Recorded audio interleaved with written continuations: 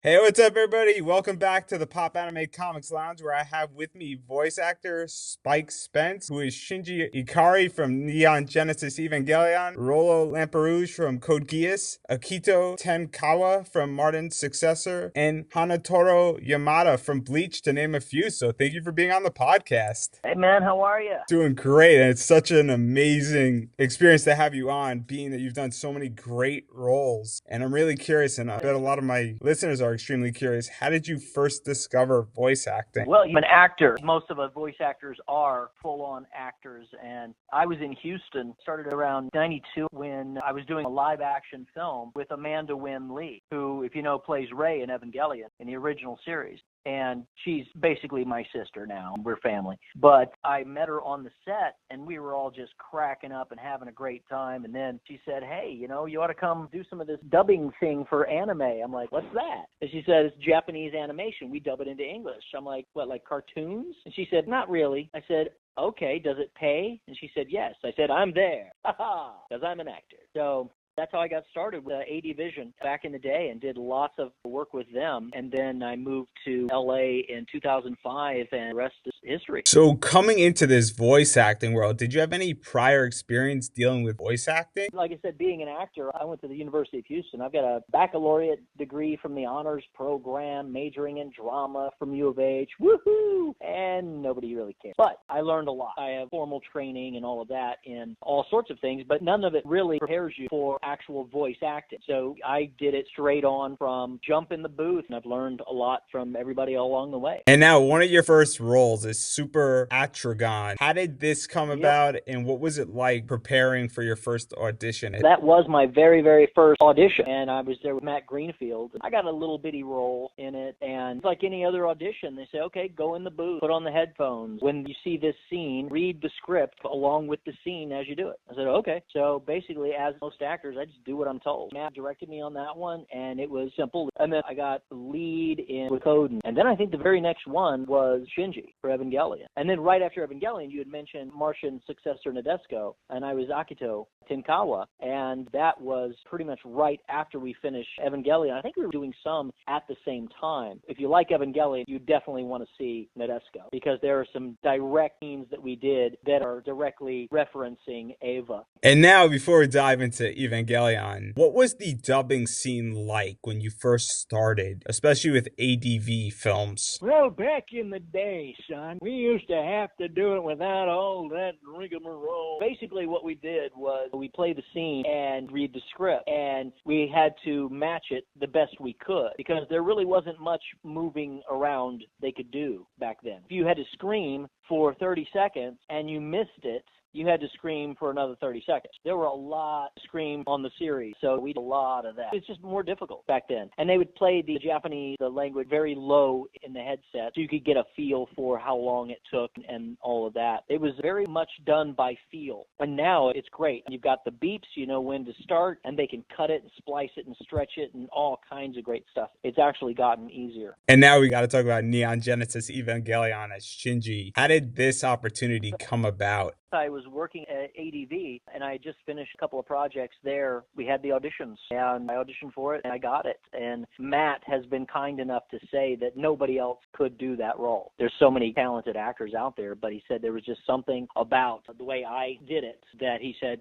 that was dead on. None of us had any idea that it was going to be big. Not a clue. We were just doing the best work we could, and turned out pretty nice, I think. And how do you feel that it turned out so big? Oh, gosh, I just feel awful. I just feel terrible. Oh, it's terrible being invited to conventions all over the world. People wanting my autograph. Yeah, that sucks. That's sarcasm, people. Da-da-da-da-da-da. And Shinji, as everybody knows who watched the anime and watched the movies, which we're going to talk about, is very interesting. How did you get into his mindset to really bring his character to life? When we started it, Matt never let us know what the ending was. We were going along every episode, and we did not know what was happening. So we had to be really in the scene. And we were all professional actors, so it was an acting exercise. If Shinji's crying, I was crying. If he's screaming and flailing about, I'm screaming and flailing about. about. I was trying to be as true to the character as I possibly could. Go as deep as you can get with the role, as I was trained to do. And there's plenty to it. It's funny because people like going, Spike hates Shinji. I'm like, no, not particularly. But you want him to man up after a while. But there's a lot. Even though he's whiny and brooding and all of that, he still gets in and fights. He's scared. He's got daddy issues. He's got all this stuff going on, but he still fights on. He keeps going. He keeps going. The world keeps getting weirder and weirder,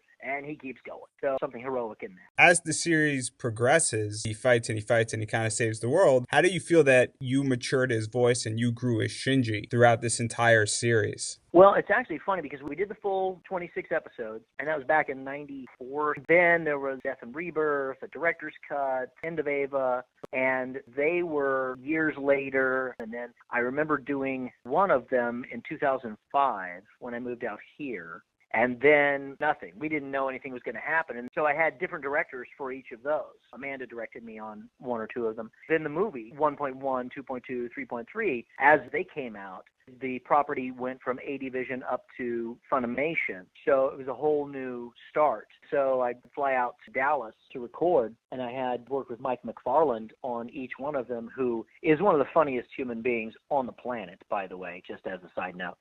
And he's just a brilliant director. And we all decided basically we're going to man Shinji up a little bit. So in the films, we say he dropped one ball. So he's a little more manly, just a touch. You can probably hear that in the acting. So just kind of growing along with it. I don't know where it's going to go. I don't know how long I can keep rolling with it. But as long as I can talk like an effeminate little girly boy who saves the world with a biomechanical freaking robot, I will. And now to back up a little bit, the movies came out significantly later in 1.1, 2.22, 3.33. When did you know that you were going to be reprising your role as Shinji in those three movies? As soon as they called me, Mike reached out and said, hey, we got this thing, let's do it. I said, okay.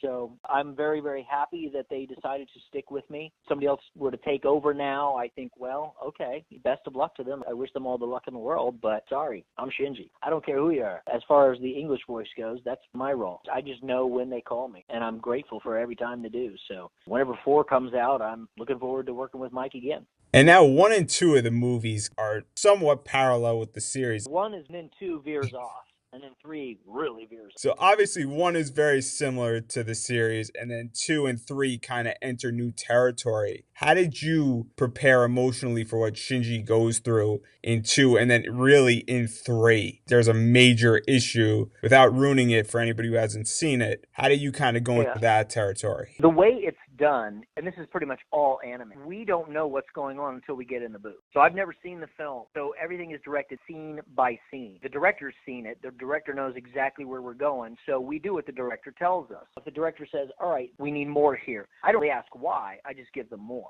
And then they explain it, oh, here's what's happening, got it, okay, excellent. Then we go and we intensify it as needed. That's how it's always done. So the cool thing is I've done it so long, I'll go years between doing anything, and then I come back in the booth and it takes me a couple of minutes and boom, I'm in it. I'm Shinji again. And then it's like putting on a coat. Put on the coat, I'm like, okay, here it is. Let's do this thing. And I'm going to get in the freaking robot! That kind of thing. And so then, boom, there I go.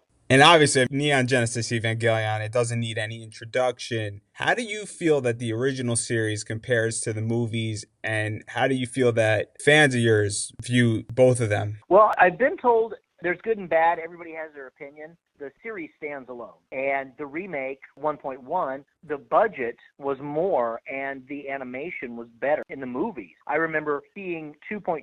There was a trailer that gave me goosebumps. And I was like, wow, that is great. I'm excited about this. There are purists who say, you know, I really like the 26 episode more, or I like the movies better. Hey, it's up in the air. Whatever you like, and God bless you. But I just hope they keep making them forever, and I keep doing them.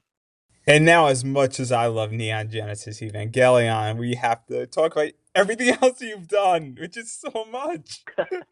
So you've done a lot of other work for ADV films, including Gum, Dragon Half, Alicia, Blue Seed, Golden Boy, Dirty, Pear Flash, Gunsmith Cats. You had several small roles in these animes. How do these small roles typically come up, and how do you get into a character that might only appear in one episode or even like a half episode? That still happens today. All of that stuff was done back in the late 90s, early 2000s. The same thing still happens out here in Hollywood. You're going to be this role and it's 3-4 lines, or it's a bit part in a series that's going to keep on going. Like recently, I was Saburo. Somebody will know it. I was a member of the Dollars, and it was Durarara. And so I had that role, but I would go in, and for a session, maybe an hour, 2-hour session, we would knock out several episodes. I don't have like 2 lines in one episode or 3 in another and that kind of thing. So we just go boom, boom, boom, knock them out. So it's like anything else. It's a gig. You go into the booth for as long as you're in there and then you leave. And the fun thing is there's always something different. Right now I'm on a couple of different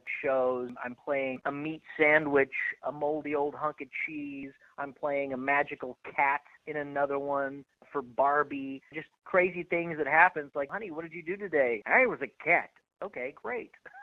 It's a very odd world, but it's a lot of fun. And another role that we have to talk about that many fans love is you as Marth in Fire Emblem for ADV Films. And again, these are so long ago. But when they redid Fire Emblem, I was in the new Fire Emblem a few years back. I played a character called Axelis or something like that. I think it was Axelis. I forgot, but I am in it. I did not reprise the role as Prince Marth, but I was in it. You're asking me to remember back a very long time ago. But I do remember. I really enjoyed it. And whenever I heard it was going to be more Fire Emblem going on, I'm like, hello, Prince Marth here. Hello. And Fire Emblem is one of the most respectable franchises in video game realm, for lack of a better word here. What is it like for you to have that honor of being somewhat included in that franchise's history? Oh, it's great. Are you kidding me? Like, I was the Prince Marth, so I got that going for me.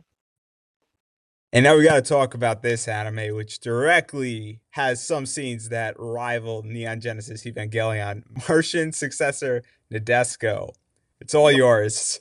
Akito Tinkawa, it was fun because, one, he likes to cook, and so do I. So I was like, I'm immediately liking this guy. But there was a couple of fun scenes in there that you'll see. He goes into a big fight in his big mech, and then he runs away. And I asked Matt if I could put this line in there, and you'll hear him say, dig me, I'm running away. And that's directly at Shinji not running away. So that was kind of fun. And there's little bits in it where you'll see it and they'll go, that reminds me of Ava. There's something in there. That was a lot of fun. And I still get people who bring me stuff at conventions and I sign those. Not as many anymore, but there's still some big fans out there. So thank you for liking me, people. An anime typically has a very, very tight budget of what can be said in that time frame. What is it like when you get to contribute a line that you come up with in an anime? Oh, it's cool. It doesn't happen very often, but it doesn't really do anything special for me. I don't get a writing credit or anything like that. It's only happened a few times, but it's fun, especially if you haven't seen the end of the original 26 episodes, the rant, the Shinji rant at the end. It's on YouTube somewhere. You got to check it out because that was me making everything up at the end because I did not know what was going on. So when it ends and the big blue ball and everything, I'm like, wait a minute. What? Matt, what? So I said, can you just open up the mic and let me talk for a minute? I'm going to rant. He said, go for it. So you'll hear it, and that was completely made up off the cuff, and it's a classic, apparently. So you'll want to check that out. It's out there somewhere. And what is this like for you that they trust you enough to just rant and have a little bit of freedom in certain animes? Oh, it's liberating. This was a long time ago, and you can say whatever you want, and they can put it out there or not. But it ended up on one of the box sets or something. And it's funny because there are so many outtakes of every voiceover actor in Hollywood, in the world. There are so many outtakes of them. It's hysterical. And some of them get released and you get to hear them. But there's an awful lot that will never see the light of day, thank God. I was actually working on one with Star Ocean 2 with my buddy Richard Epcar. And we were all throwing crazy things out and bloopers and very off-color words, and the sound engineer was editing it all together as we went along, and it was hysterical. He made it into almost a side movie. It was really brilliant, and just it cracked you up. And how do you feel about anime? Because it's somewhat of a direct product where the animation is already done, and really all that has to happen is the sound needs to be inputted, at least for when it's dubbed over. How do you feel how fast that process is and actually that you get to see your own work? It's great. It's so stylized that there is actually a style of anime voice acting that people out here, if you're auditioning for something else, they'll say, no, you're animating. Don't animate. This is different. And you're like, oh, okay. I don't really know what that sound is for me, but because I do so many different categories, but whenever somebody tells me, it's, oh, okay, I think I get it. And I pull back a little bit because it's more stylized. It's bigger, usually a little bit campy in some places, a lot campy in some places, but it's quite interesting. And I love doing it. I love Japanese everything. I've been to Japan. I had my head shaved by a Buddhist monk at a Buddhist temple in Mount Koya many years ago, and I cook Japanese food, and I love it. I'm very honored that I get to participate. And following this, to get back to some other roles you've done, you were Kununibu in Battle Royale, whose name I probably said wrong, who's had a very gruesome death. What was that small role like? I played 3 characters in that one. So I had an axe to the head. I got shot, I think. And then, this is the kid who had the thing around his neck explode, right? That might have been one of them, but this was, I think, one of the first deaths who got shot in the classroom. Yeah, no, that's his neck explodes. See, it was funny because Amanda had showed me Battle Royale years ago, and it just came to me out here. There's a little bitty studio out far to the west, and every now and then they'll get a little something, and they'll contact me and said, hey, we've got this thing we're doing. And I said, well, what is it? And they said, Battle Royale. I said, I'm there. I don't care what I got to do. I'll show up and you put me somewhere. And I ended up doing like 3 roles. It was great. I just thought that was a classic. And now I kind of want to talk about some of your more recent roles, starting with Mar as Quinta Chormisu. That was so much fun. I love doing that. That was one of my first series when I got out here, and I had a great time. So much fun to do that role. And that's one of the times when I went to a convention and caught the con crud, came back to LA, and we were recording Mare, and I lost my voice for a couple of weeks, and it was rough, but we finally got back on track and got it done. But that was great. I worked with PCB, and they're an amazing, amazing group, and it was so awesome to work on that. And also around this time, you worked on Buso Rankin. And I was Papillon. And that is one of my favorite characters, one of my favorite of all time. He was just so crazy out there, and it was so much fun. I got to be able to be completely crazy with it, and I couldn't move. The microphone was so sensitive, it could read my thoughts. It was crazy. So I had to sit there very, very quietly and not move too much, which was fine for the role for the most part until it got very active, and we had to take a lot of takes because they could hear my clothes rustling. Love Papillon. It was great. And speaking about getting active, do you get active in the booth when you have an active scene? What exactly happens with you and your surroundings? Yeah, I try to be as active as I can, but you're limited. You can only do so much because the mic will pick up. So I do as much as I can. Depending on what the character is doing, I'm doing the same thing, or at least trying to. It just depends because however the character's holding their body matters to how you're holding your body. So you're mimicking the sound, and it comes out. So that's pretty much it. You move as much as you can, but you are restricted. And another role, which is a fantastic role, is in Vampire Knight, both seasons as Takuma Ichijo. Let me help you out there before you have a stroke. I love that one. That was a lot of fun. I get a lot of fans bringing me stuff for that one, so it's still popular, I think. And now Vampire Knight had a fantastic cast, and there were so many great voice actors in it. And I understand that voice acting, you're alone in the booth, but how does that affect you when you know there's such a great cast and that you're surrounded by some of the best in the industry in an anime? Again, it's just awful. Are you kidding me? It's awesome. You know you've got great actors that you're working with. You're part of a great group. Sadly, you don't get to see them very often unless there's a rap party or something like that. But for the most part, you never see them. But it's great. How awesome is that to be able to work with all these great people? And usually you don't know until later on. It takes some time. Then you find out, whoa, I worked with all those people. Awesome. And now we're going to talk about Code Geass. Your role as Rollo Lamperouge. How did this come about? Again, I auditioned for it, and Code Geass 2, it's a cool thing, and I really enjoy doing it. And I don't know if I can say anything or not, but I'm going to say there might be another appearance by Rolo in the near future. Just saying, can't say where or when. Anyway, that was a very cool project to work on. I'm very happy with that. And now Rolo has been compared to Shinji of having a very similar personality as they're both shy and somewhat reserved and they're around the same age. Does that make it easier or harder to voice Rolo as a character, knowing that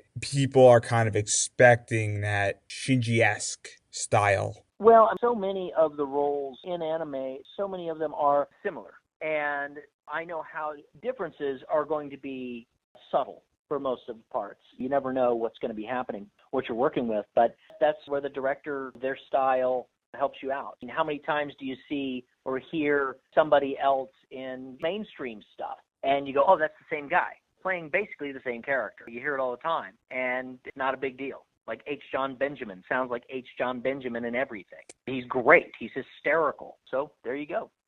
And now a lot goes on with Rolo. For everybody who knows Code Geass, I don't think it's a secret. Rolo dies in R2, saving Lelouch. How did you get into that emotional state of mind? Because that scene where he saves Lelouch and then he's flying away in his mecha and the Geass is going, and then it's that entire interaction between the two characters. How did you go about preparing for that, and how much direction did you have to really capture that emotion? I was directed in an acting exercise. You do it moment by moment.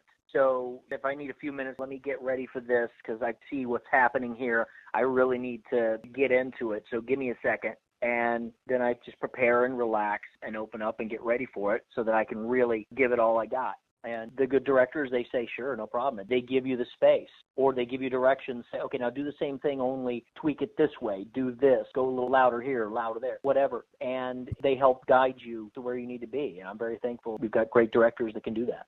And now I don't think this is a secret either. Rolo and Lelouch are brothers, and I use that in air quotes here. How do you feel that your voice matched with Lelouch's voice actor? And going into the character of Rolo, did you hear how Lelouch speak to get an idea? Yeah, in that realm, it really is the director. The director does what they want to do. They'll tell you what you're going to say, how you're going to say it. And we do listen to the Japanese actors to get a feel for the role. And most of the time, we try to match everything that they're doing to stay as true to the characters as we can. Sometimes certain things won't quite translate over, so we have to veer off and do our own thing. But for the most part, we're staying as true to the projects as we can. The director tells us what to do and helps guide us.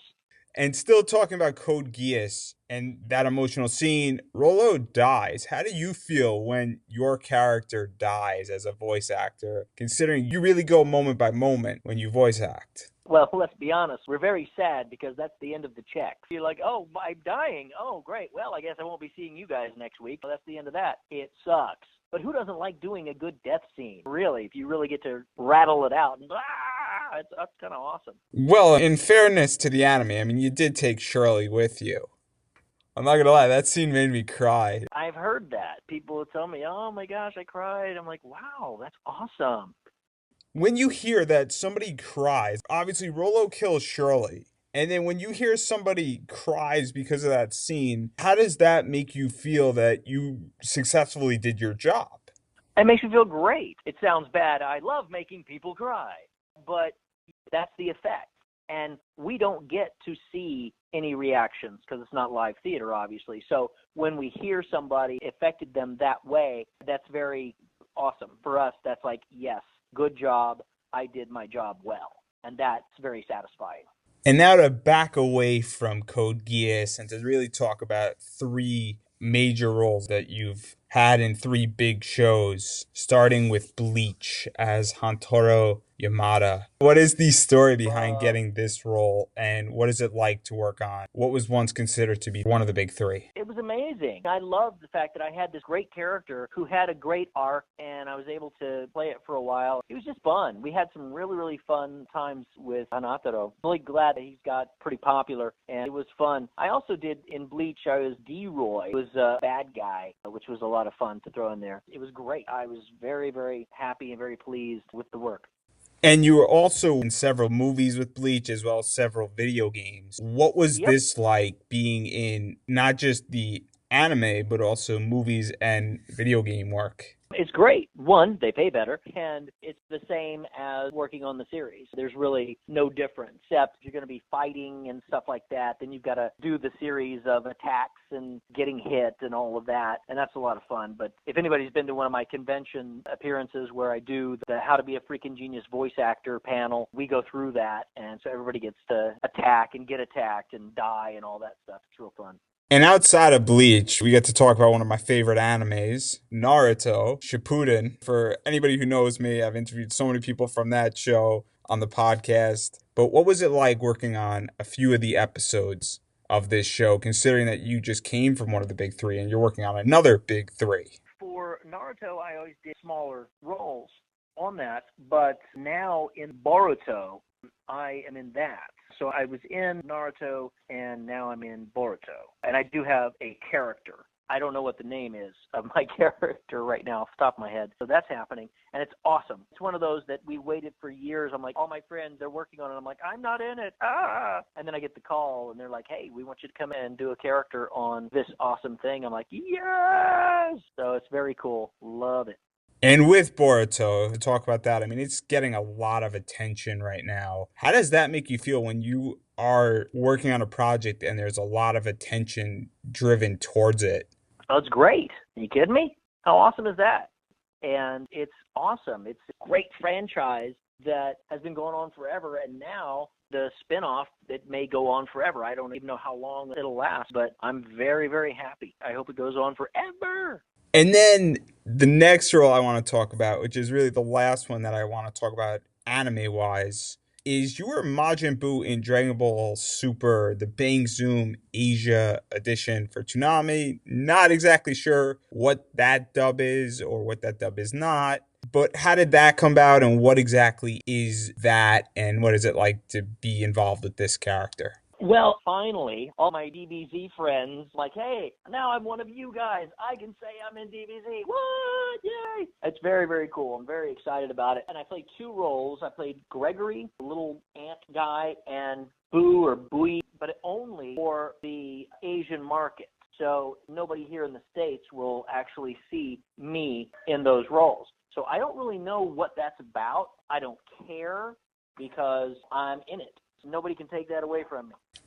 And everybody knows Dragon Ball Z. Who cares where it's being premiered? You're part of it now. What is it like to be in this anime that really is this gateway anime in some capacity? It's nice. It's really good to be a part of such a big phenomenon. I'd love to have been there at the beginning, but I never lived in Dallas, so I didn't have a chance. So to be able to at least be a part of it is really, really great. Even if it's smaller parts, but they're solid characters. So now to be able to say, hey, I'm in Bleach, I'm in Naruto, I'm in Boruto, I'm in DBZ. These are big names, big titles. And it's good to be able to slap those on my resume. That's for sure. And to talk about big titles, do you feel that at a certain point in your career, you need certain titles to legitimize who you are? Not really. Work is work, and depending on what you're doing, a lot of times pays the same. So whether you're working on a big title or a smaller title, most of the time you're getting about the same stuff. Believe me, I did not get rich off of Evangelion. In the entire run, I may have made $10,000, and that's a lot of studio time in. There's no residuals, anything like that. So it really has to come down to the work. Do you like doing the work, and is what I'm doing making people happy? Am I entertaining people? Because one of my goal in life is I want to bring laughter and entertainment to millions of people. That's my goal. And so when I can do that, it makes me very, very happy. It doesn't really matter about the size of the title. Some of the smaller stuff are some of the most popular stuff. If it's big, and it's popular for a reason. There's a lot of great, great work that you really don't hear about that much. And I get just as jazzed about those as I do about some of the big stuff. And now I kind of want to just switch one more time here and cover something very briefly that we didn't dive into. You have done a lot of cartoon work, including Lego Friends, Peter Rabbit. I believe you were in something with Barbie. Just to name a few, how does American cartoon work differ from anime? Well, there are different acting styles. So A lot of that, if it's original animation, the way it works is if you're doing dubbing, you're in the booth by yourself and you're matching mouth flaps and the script is there and everything. If it's original animation, a lot of times you're working in the booth with other actors. I did Get Blake, a series for Nickelodeon, which is a lot of fun. I was Mitch, and my buddy Robbie Damon was Blake, and we fought alien space squirrels like you do, and it was so much fun. You can look it up on YouTube, Get Blake, and that's one of my favorites. But when you're in the booth, you get to really work back and forth. And that's so much fun. It really, really is. So original animation allows you a little bit more communication with the other actors. I mean, you get to be there with them, and I think that makes for a lot of fun listening for people watching the show. I think we covered a lot of your career, but we didn't cover all of it. But I kind of want to wrap this up, and I always ask this question to every voice actor. What advice do you have for people who want to get into voice acting? Well, we get asked this all the time,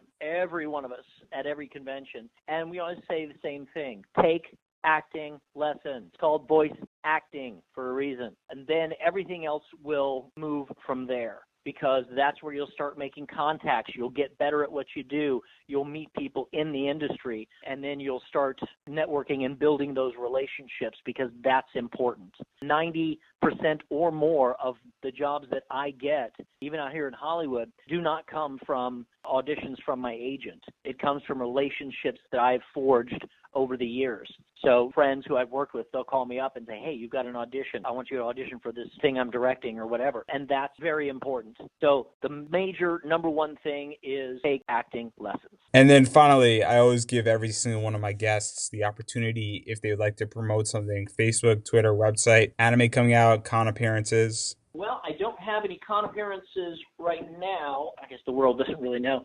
I am about to become a father, so we've got a little baby boy named Declan William Spencer who is going to be joining us sometime in July. So I haven't really focused on doing conventions all that much. I'm going to be at MatsuriCon in Columbus, I believe, in August. That is coming up, and other than that, I have nothing planned, but we'll start booking some more. So if anybody who runs conventions, go to spikespencer.com and get in touch with me, because we are definitely going to be open and looking for more stuff. And that's the other thing. I had several different websites, so a lot of people used to know about some different things that I had. We revamped everything, and everything is now going to be at spikespencer.com. And I've got a great site up. My wife did it. It's absolutely phenomenal. And so I send everybody over to spikespencer.com. And if you want to connect, of course, I'm on Facebook. I have a fan page there. I try to keep up with people, and of course, Twitter. So I'm trying to engage as much as I can, but I'm very, very busy, so I'm not always able to do that. And a lot of people know I have two books. I have one called How to Be a Freaking Genius Voice Actor, Step 1, and What Happens at the Con Stays at the Con. I still have those available, I think, but I'm working on some other projects, and I will be letting people know as they come out. There's also don'tkillyourdate.com, which is one of the panels that I do at conventions. It's called Don't Kill Your Date and Other Cooking Tips. And I'm working on a book,